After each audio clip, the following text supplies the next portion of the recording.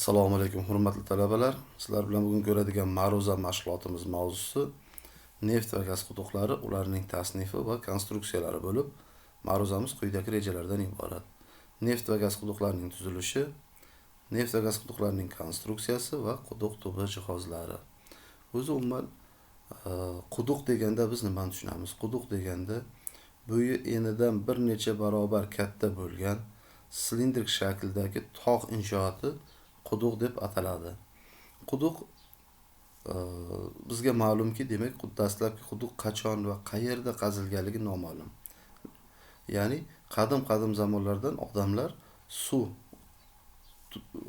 olish uchun yerda, demak, ma'lum bir quduqlar qazilib, suv qazib chiqarishlari amalga oshirilgan.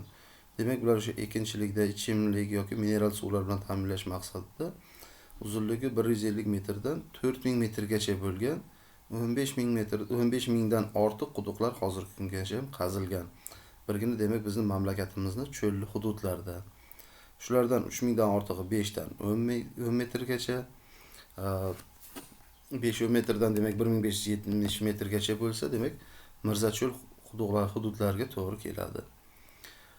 Neft va gaz sanoatida, demak, ishlatiladigan quduqlarni neft va gaz quduqlari deb ataymiz. Endi burg'ulash qudug'i bu yer postidagi tog' jinslarini burg'ulab o'tadigan, uzunligi diametriga nisbatan farq qiladigan silindrga o'xshash tik qiya va gorizontal qurilma hisoblanadi.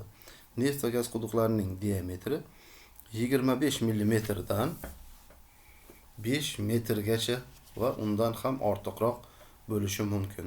Odatda neft va gaz quduqlarining boshlang'ich diametrlari esa 165 mm dan kichik bo'ladi. Quduqlarni chuqurligiga qarab turli xil turlarga ajratamiz. Demak, bular sayyoz quduqlar, ya'ni chuqurligi 2000 metrgacha bo'lgan, o'rtacha quduqlar 4500 metrgacha bo'lgan, chuqur quduqlar 6000 metrgacha bo'lgan va o'ta chuqur quduqlar deb ataymiz 6000 metrdan yuqoriroq bo'lgan quduqlarni. Burg'ulash quduqlarining chuqurligi 10-15 kilometr va undan ham yuqoriroq bo'lishi mumkin.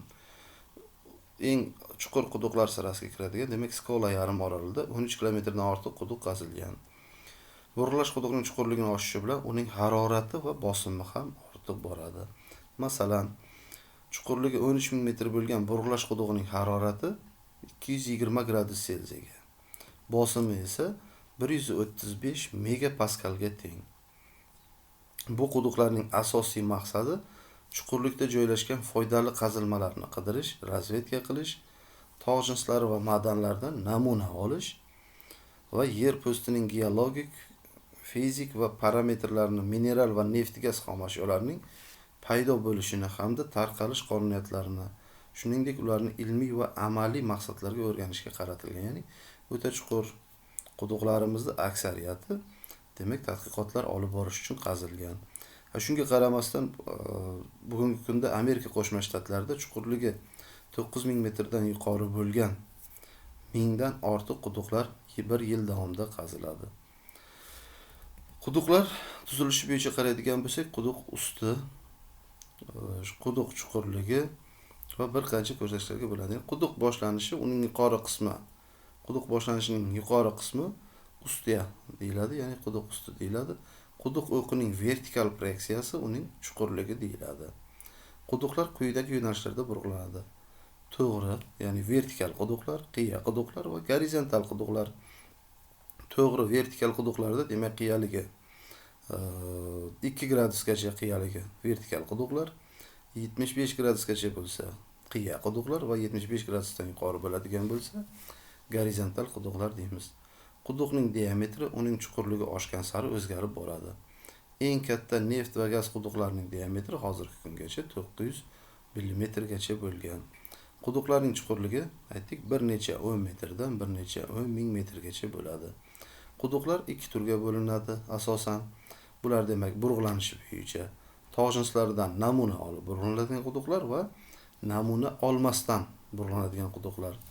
Quduqlarning tuzilishiga ko'radigan bo'lsak, quduqlar quyidagi elementlardan tashkil topgan. Bu quduq og'zi, burg'ulash qudug'ining yer yuzasi bilan kesib o'tgan joyi. Quduq tubi, Burg'ulash jarayonida chuqurlanuvchi quduqning tubi ular ishlaydigan va ishlamaydigan tublarga bo'linadi hamda halqasimon, yaxlit, yassi, pog'onali bo'lishi mumkin. Quduq devori burg'ulash qudug'ining yon yuzasi, quduq stvoli quduq devori bilan chegaralangan bo'shliq.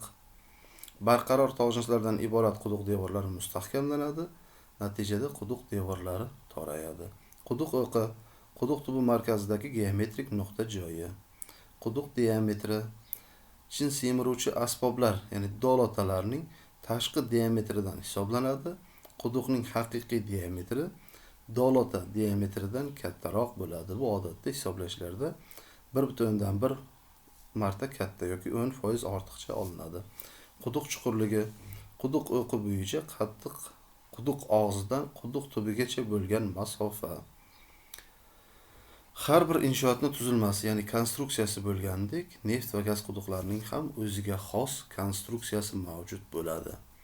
Bular neft va gaz quduqlar devorini mustahkamlash, suvli, neft yoki gazli qatlamlarni bir-biridan ajratish maqsadida ichma-ich tushirilgan po'lat quvurlar, ularning diametrlari, uzunliklari va sement halqasining balandligini ko'rsatuvchi belgilar quduq konstruksiyasini tashkil etadi va bular quduq konstruksiyasi yoki tuzilmasi deb ataladi. Quduq konstruksiyasi oddiy konstruksiya va murakkab konstruksiyadan iborat bo'ladi. Mana biz hozir sizga oddiy konstruksiyani ko'rib o'tamiz. Quduq konstruksiyasi quyidagi elementlardan iborat bo'ladi. Ya'ni birinchisi yo'naltiruvchi kolonna. Yana shu yerda bir narsani aytishimiz kerak. Neft va gaz quduqlarini tuzilish loyiha ko'rsatkichlari asosida qat'iy tarzda olib boriladi va quyidagi tartiblarda belgilanadi. Ya'ni quduq konstruksiyalari. Yo'naltiruvchi kolonna odatda bular 426 mm quvurlar 10 metr chuqurlikkacha tushiriladi. Bu bevosita ko'ktumaloq konidagi quduq konstruksiyasini ko'rib o'tamiz.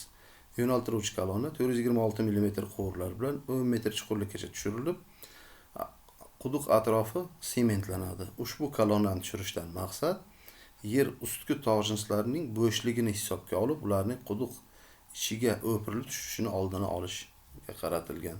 Konduktor 324 mm quvurlar 300 metr chuqurlikkacha tushirilib, atrofi sementlanadi. Konduktorni tushirishdan maqsad esa oraliqlarda mavjud bo'lgan sho'rlangan yer osti qatlam suvlarining quduqqa bo'lgan ta'sirini to'xtatishga qaratilgan. Texnik kolonna 209 mm quvurlardan tushirilib, quvurlar tizmasidan iborat bo'lib, demak 2582 metrli chuqurlikkacha tushiriladi va buni ham atrofi mustahkamlanadi. Ushbu kolonnalarni tushirishdan maqsad mahsuldor uyum yuqori qismiga tushirilib, bular demak asosan mavjud tuzli qatlamlarning kolonnani qisib qolinishini demak oldini olish maqsadida qo'yilgan. Va ishlatish kolonnasi bu demak loyihalangan chuqurlikkacha, ya'ni demak ko'ktumaloq konda 3083 metr chuqurlikka tushirilib, 140 mm quvurlar tushiriladi va bu da sementlanadi atrofi. Bu yerda mana oddiy konstruksiyani ko'rib o'tdik, ya'ni ko'ktumaloq konidagi keng tarqalgan, ya'ni aksariyat konlarda quduqlarda ishlatilgan quduq konstruksiyasini ko'rib o'tdik. Undan tashqari bizga demak murakkab konstruksiya bor. Bu demak bu uzaytiruvchi, yo'naltiruvchi tushirishimiz mumkin yoki oraliq texnik kolonnalar tushirishimiz mumkin. Ya'ni bu yerda demak tushiriladigan kolonnalar tizmalar soni 4 tadan ortiq bo'lsa, demak murakkab konstruksiya deymiz. Neft va gaz quduqlarining muvaffaqiyatli burg'ulanib tugashi ko'p jihatdan uning konstruksiyasiga bog'liq bo'ladi. Quduqlar konstruksiyasi o'rnatilgan maydonning geologik tuzilishiga qarab tanlanadi va quyidagi talablarga javob berishi kerak bo'ladi. Bular quduqni loyihada ko'rsatilgan chuqurlikkacha halokatsiz yetkazib borishni ta'minlash, parmalash sur'atini tezlashtirish va tannarxni arzonlashtirish, mustahkamlovchi quvurlar qatorini, ularning uzunligini, metall sarfini kamaytirish, neft, gaz yoki suv fontanlarga va grifonlar paydo bo'lishiga yo'l qo'ymaslik, shuningdek, quduq devorlarini tashkil etgan to'g'nishlarni bosim ta'sirida yorilib ketmasligini ta'minlash. Quduq konstruksiyasi demak tanlangandan so'ng parmalash jihozlari, uskunalari, quvurlari, dolota va aylantiruvchi usullar, mashinalar tanlanadi. Demak, quduqqa tushirilishi kerak bo'lgan mustahkamlovchi quvurlarning boshmog'i o'rnatilgan suyuqlik quvurlari o'rnatilgan chuqurlik orqali quyidagi formula bilan aniqlanadi. Ya'ni qanday chuqurlikkacha tushirilishi kerakligini aniqlash ifodasi. Demak, bu yerda h quvurlar birikmasining tushirish chuqurligi, kichkina h, katta h esa boshmoqdan pastda uchraydigan neft, gaz yoki suvli qatlamlarning chuqurliklari. Bevosita demak alfa qatlamning bosim gradienti, beta qatlamning yutish bosim gradienti, k ehtiyotkorlik koeffitsiyenti 0,9 ga teng bo'ladi. Demak, gaz, suyuqlik yoki neftning aralashib qolgan demak quduqdagi parmalash qorishmasining bu zichligi bo'lsa, demak parmalash qorishmasining zichligi, ya'ni eritmaning zichligi hisoblanadi. Quduq konstruksiyasini tanlash bevosita mana demak dolota diametri, ularning mufta diametrlariga va quvur diametrlariga mos holatda bo'ladi. Quduq konstruksiyalarini tanlayotgan paytimizda quduq konstruksiyasini tuzish pastdan yuqoriga qarab olib boriladi. Ya'ni ekspluatatsion kolonnadan boshlab to yo'naltiruvga tushishgacha olib boriladi. Mana quduqda aytdik, ichma-ich tushirilgan quvurlar. Mana bu yerda demak 4 ta konstruksiyani ko'rishimiz mumkin. Yo'naltiruvchi, konduktor, texnik kolonna va ekspluatatsion kolonnalarini ko'rishimiz mumkin. Ya'ni ishlatish tizmalarini ko'rishimiz mumkin. Bularni yanada demak aniqroq ko'rinadigan bo'lsak, mana ichma-ich tushirilgan quvurlarni ko'rib chiqishimiz mumkin. Mana bu yerdagi demak bizda bu yerdan demak bevosita sizlarga topshiriq beramiz.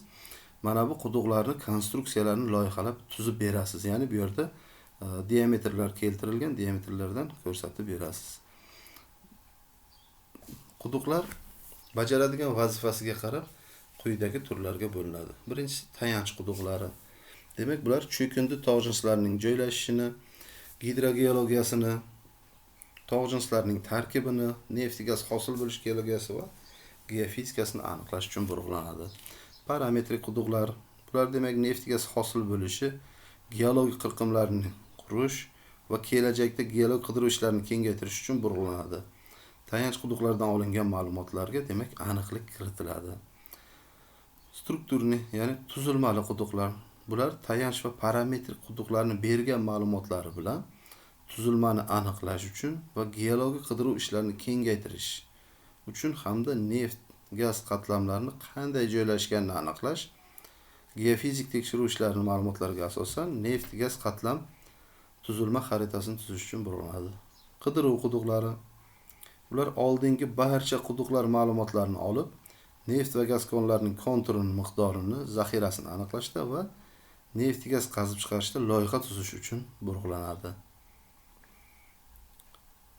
Izlov quduqlari, bular tayanch, parametrik va tuzilma quduqlarning bergan ma'lumotlariga tayanib, neft, gaz quduqlarini ochishda aniqlik kiritadi.